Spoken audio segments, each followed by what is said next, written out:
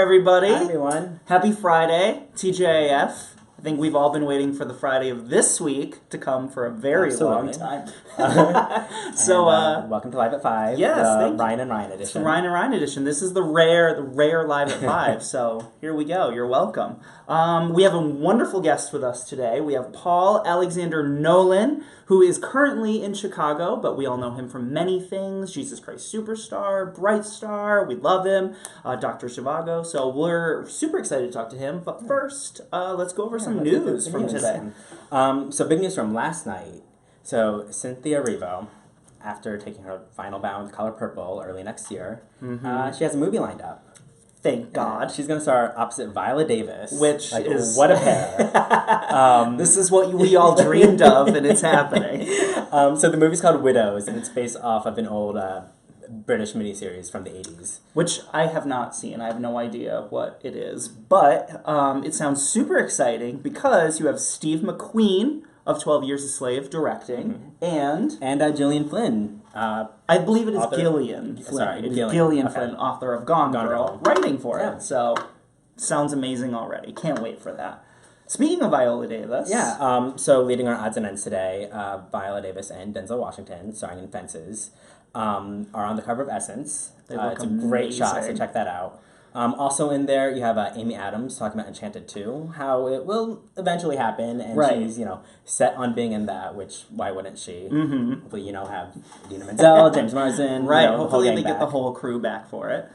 Every Brilliant Thing, which was this incredible off-Broadway show, early last year. I loved it so much. They filmed it, and they're doing sort of like a documentary presentation of it. With HBO, right? Yeah. So it'll be on HBO, and they just set the date for that. That's December 26th. So perfect post-Christmas. Yeah. It's really great. You definitely have to check it out.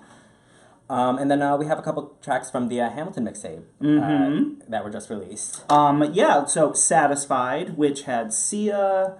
Miguel and Queen Latifah. Yes, which is amazing. Yeah. And then they also did Immigrants, We Get the Job Done. And I know that I think it's like Kanan or Kanan is on there. Yeah. And then Snow the Product. Residente, and Residency. Yeah. Right, so check both of those out as they continue to leak out for all of us. Yeah, and speaking of the mixtape and Sia singing Satisfied, there was a great reaction video of someone... Do you remember who it was? I think his name. It's Jonathan something, right? Oh, Jonathan Groff. Yeah, you may have heard of him.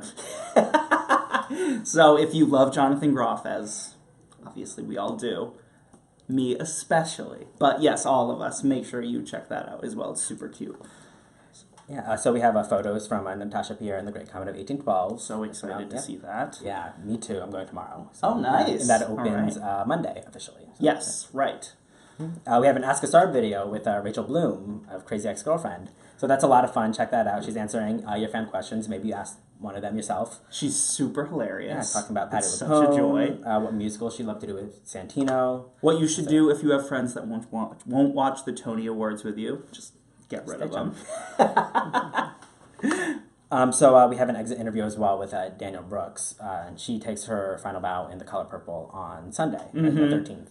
And it's a really beautiful so just, her, summing up her time in the show, her final thoughts, how she feels about leaving, what she's doing next, that kind of thing. It's a little bit of a tearjerker, but in the good way, as all things with The Color Purple are. Yep. And my Lessons of the Week column is going up in a little bit. And just to give you a taste of that, you're going to learn all about Bernadette Peters' backup career in Italy. You're writing about Bernadette Peters? I know, shocker! Also, why Loretta Devine has a grudge against Cheryl Lee Ralph. To this day, something that happened during their Dreamgirls days, that to this day... Yes. Yeah, if you haven't checked out Cheryl Lee Ralph's Show People with Paul, it's unbelievable. It will give you goals for life. So, and then just lastly, we put this up earlier today, our Cultural List Challenge. Yes. So this is ranking your favorite Chicago songs. Because the 20th anniversary is just around the corner. On Monday. I wonder, you know what? Speaking of that, speaking of that, thank you so much, Ryan. Thank you, Ryan. We shall now welcome Paul Alexander Nolan. Woo! The studio audience cheers. Look at this little camera. Look at that. And the world is in front of you. They're all out there watching you right now. So, welcome. Thank you so much for joining us. Thanks for having me. We're so happy to have you.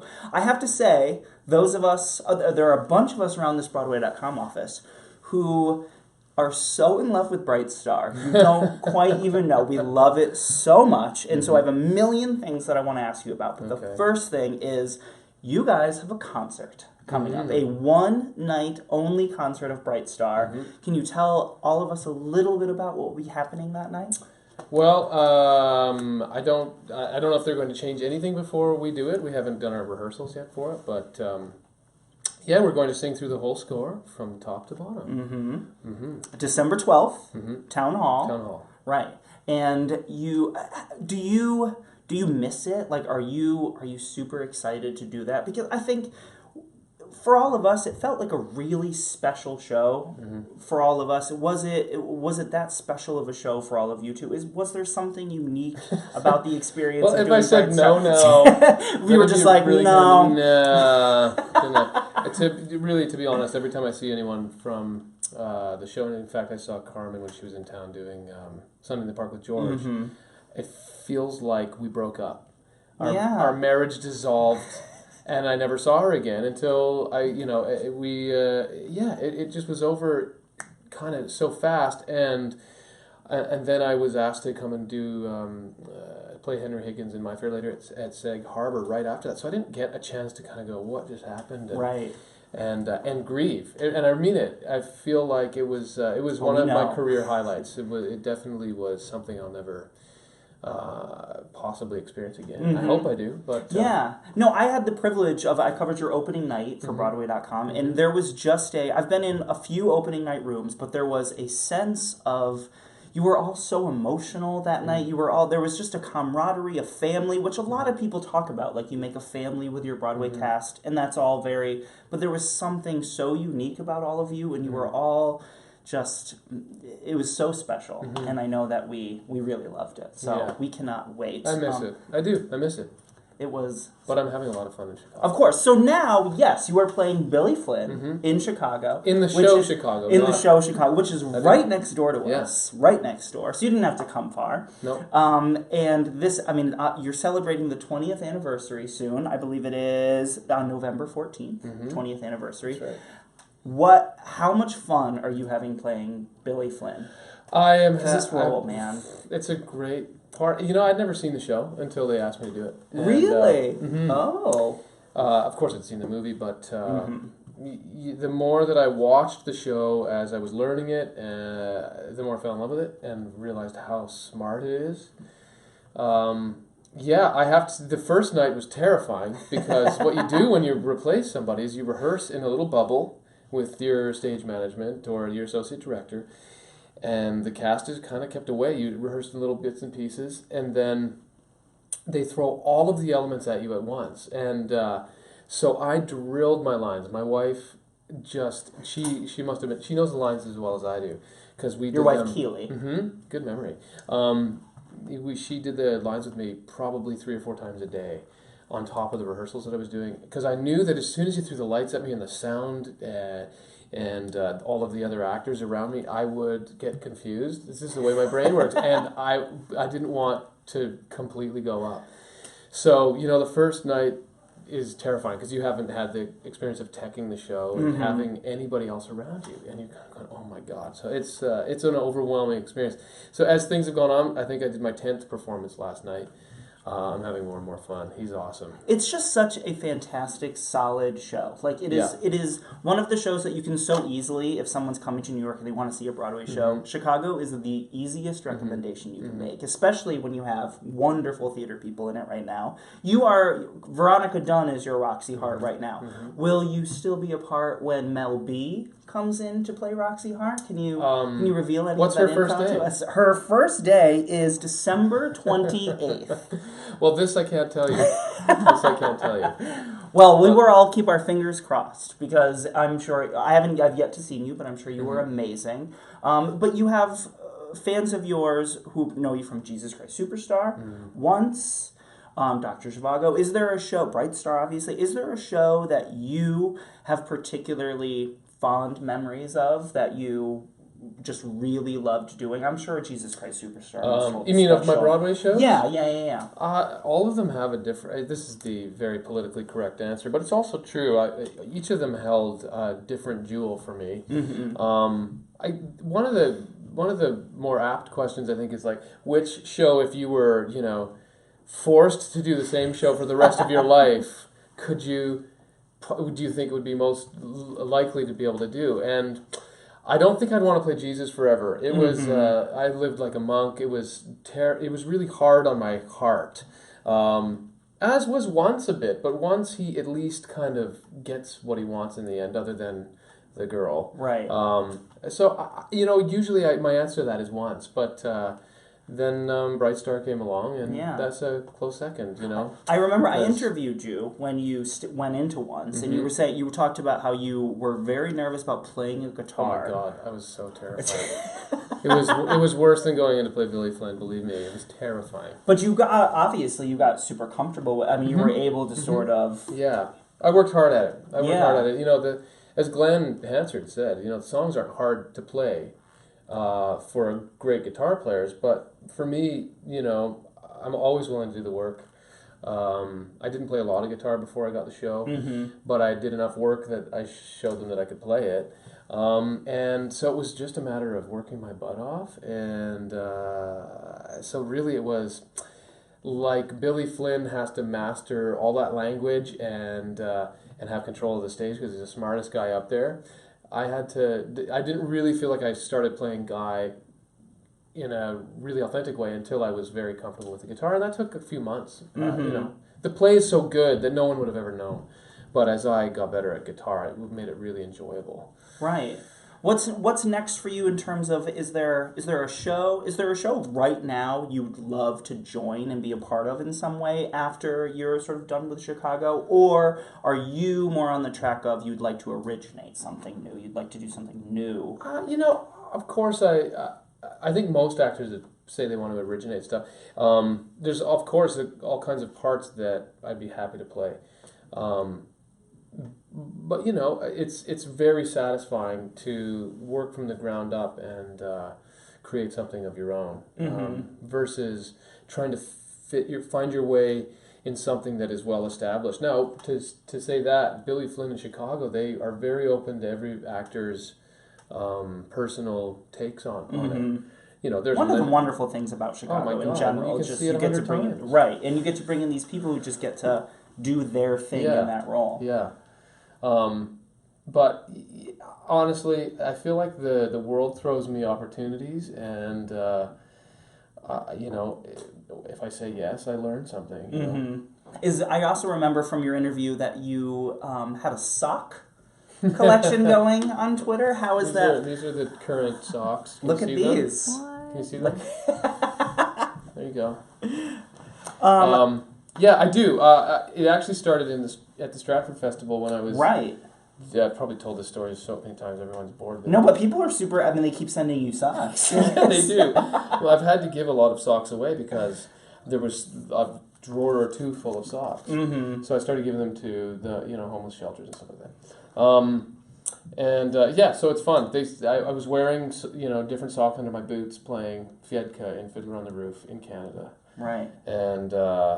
of course, my boots, I never had to take them off, so no one saw that I was wearing silly socks. I still get socks sent to me from my mother. Really? So that's a great gift. It's like really my favorite gift to give. Everyone needs socks. Exactly. So.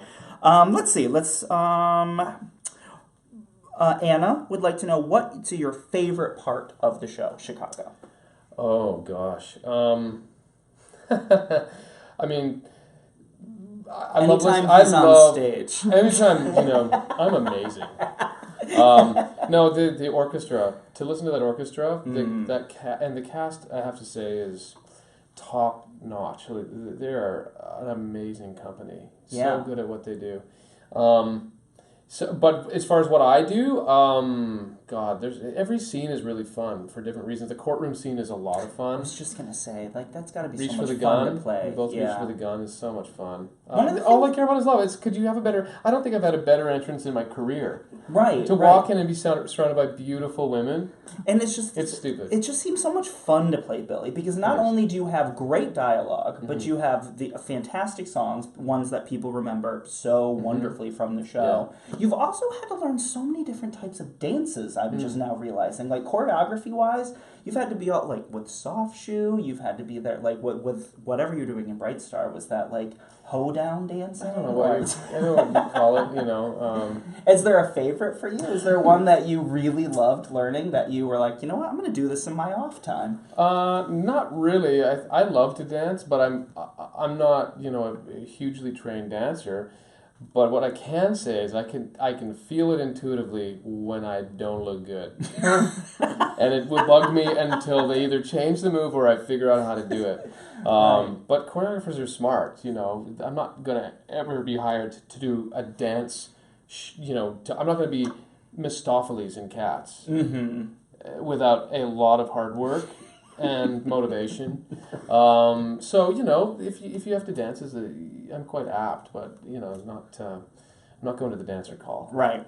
This is a great question from Jeffrey. If Jesus had $5,000 and came to Billy Flynn, how do you think it would turn out? Jeez, that's very funny. Obviously, you've been to the show. Well, he would absolutely get Jesus off. Pilate, of course he would. Pilate would be left spinning. Is the long note at the end of both Reached for the Gun really sung live? Yeah. Kind of a question, Alec.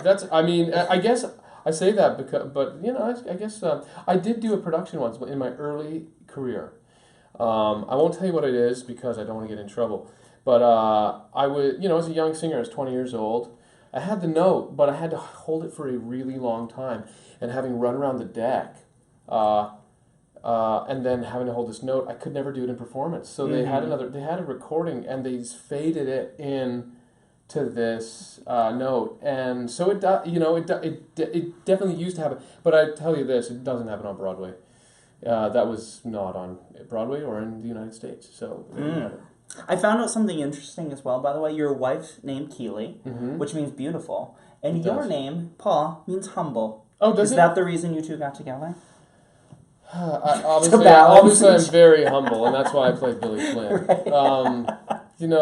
She is, and she emanates her name for sure from her heart. She is gorgeous. But Paul also can mean small. Small, so yes. I don't like that version. I saw the 2 and I went with humble. Yeah, I thought. Yes.